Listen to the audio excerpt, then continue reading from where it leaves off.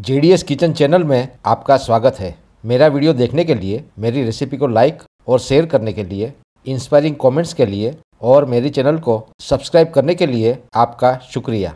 देवियों और सज्जनों, बारिश के इस मौसम को सेलिब्रेट करने के लिए आज हम बनाएंगे क्रिस्पी, क्रंची, करारे, कुरकुरे, लच्छा पकोड़े, आलू के पकोड़े, जो बनाने में आसान है पर स्वाद में लाजवाब है। लच्छा पकोड़े को बनाने के लिए हमें चाहिए आधा टीस्पून ब्लैक पेपर पाउडर, आधा टेबलस्पून धनिया जिसको हमने क्रश कर लिया है, और ये 1 टेबलस्पून कसूरी मेथी लेंगे। 5-6 करी पत्ते को बारीक बारीक काट लिया है। चाट मसाला लेंगे 1 टीस्पून, आमचूर पाउडर आधा टीस्पून, और आखिर में ये 3 हरी मिर्च को बारीक बारीक काट लिया है।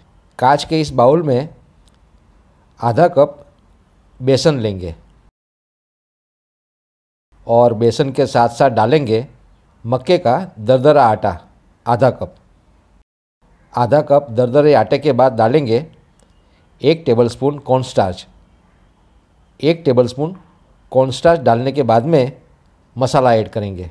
सबसे पहले ये चाट मसाला डालेंगे 1 टीस्पून, और ये आधा टेबलस्पून खड़ा धनिया जिसको हमने क्रश कर लिया है, ब्लैक पेपर आधा टीस्पून, और ये आमचूर पाउडर डालेंगे आधा टीस्पून, 5-6 करी पत्ते बारीक कटे हुए, और ये 3 हरी मिर्च जो ज़्यादा स्पाइसी नहीं है। 1 टेबलस्पून कसूरी मेथी को हाथों से क्रश करके डालेंगे। आधा टीस्पून हल्दी पाउडर और आधा टीस्पून हींग।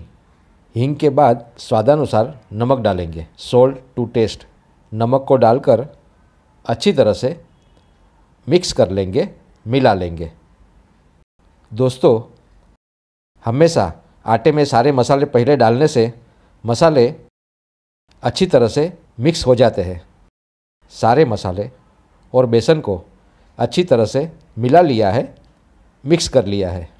ये करीब 300 ग्राम आलू है। हमें ऐसे बड़े आलू चाहिए। इस आलू को हमने छील लिया है और आलू को छीलकर ग्रेट कर लिया है। ये देखिए, ये आलू के लंबे लंबे लच्छे। इस आलू के लच्छे को मिश्रण में डालेंगे। हमें ऐसे ही लंबे लंबे आलू के लच्छे चाहिए, इसीलिए मैंने बड़े आलू लिए हैं।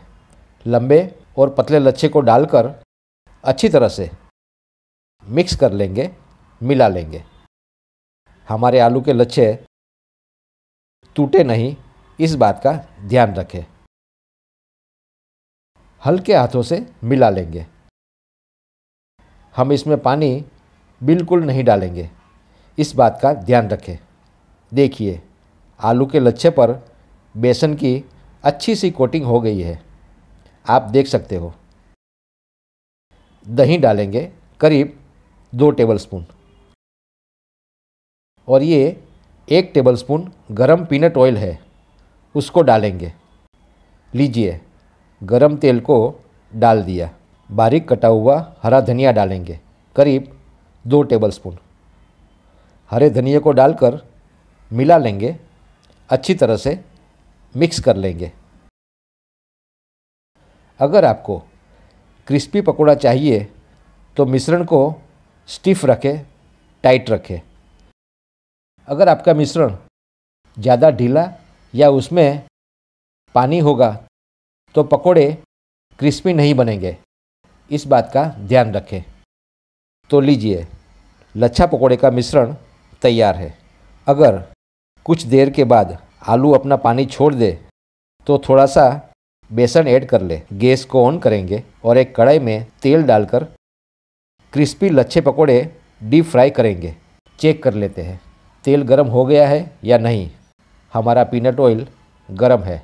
आंच को धीमी करेंगे और पकोड़ों को डीप फ्राई करेंगे। ज़रा ध्यान से देखिए, हमें आलू के गोल गोल पकोड़े नहीं बनाने हैं। आलू के लच्छे दिखने चाहिए और पकोड़े को ज़्यादा बड़ा ना रखें। धीमी आंच पर डीप फ्राई करेंगे और हमें कलर चाहिए गोल्डन ब्राउन। बीच बीच में पलटते रहेंगे। धीरे धीरे पकोड़े का कलर बदल रहा है। कितना आसान है ना? मगर खाने में बहुत ही स्वादिष्ट, कुरकुरे और मज़ेदार है। फिर से पलट लेंगे और सुनहरा गोल्डन कलर आने तक तलेंगे। आँच को धीमी ही रखेंगे। दोस्तों, एक और काम की बात, डीप फ्राई करने के लिए ज़्यादा ऑयल ना लें, क्योंकि बचे हुए तेल का इस्तेमाल हम दूसरी बार तलने के लिए नहीं करेंगे। देखिए, हमारे लच्छे पकोड़े तैयार है। कलर देखिए, कलर देखकर ही मालूम पड़ जाएगा कि पकोड़े कितने क्रिस्पी बने हैं। इसी तरह से सारे आलू के लच्छे पकोड़े डीप फ्राई कर लेंगे। सुनिए, हमारे पकोड़े क्या कहते हैं। मैं क्रिस्पी हूँ, करारा हूँ, क्रंची हूँ। तो देवियों और सज्जनों, बारिश के इस सुहाने मौसम में जब भी आपको पकोड़ा खाने का मन करे तो ये क्रिस्पी, क्रंची, करारे, कुरकुरे लच्छा पकोड़े, आलू के लच्छा पकोड़े गर्मा गर्म चाय, तीखी मीठी चटनी या टोमेटो सॉस के साथ ज़रूर ट्राई करें और आपके अनुभव हमारे साथ शेयर करें। अगर आपको ये पकोड़े अच्छे लगे हैं तो कमेंट्स जरूर करें, मेरी रेसिपी को लाइक करें और फेसबुक और व्हाट्सएप पर शेयर करें। मेरी चैनल को सब्सक्राइब करना ना भूलें। आप स्वस्थ रहे, मस्त रहे, तंदुरुस्त रहे। आपका दिन शुभ हो, मंगलमय हो, अपनों का प्यार हो और खाना मज़ेदार हो। इसी शुभकामना के साथ फिर मिलेंगे अगले शुक्रवार को कुछ ऐसी ही मज़ेदार रेसिपी के साथ। तब तक मुझे आज्ञा दे। नमस्कार, धन्यवाद।